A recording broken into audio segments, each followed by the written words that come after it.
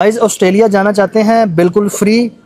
एक वीज़ा है TSS, temporary skill shortage visa.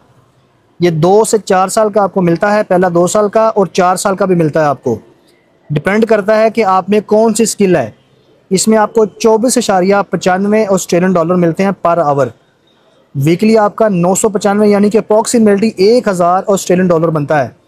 तो एक महीने के 4000 डॉलर हो गए, तो उसको मल्टीप्लाई कर ले भाई, करोड़पति बन जाओगे। 2 साल में आपके ख़ानदान के आने वाली नस्लों के हालात बदल जाएंगे।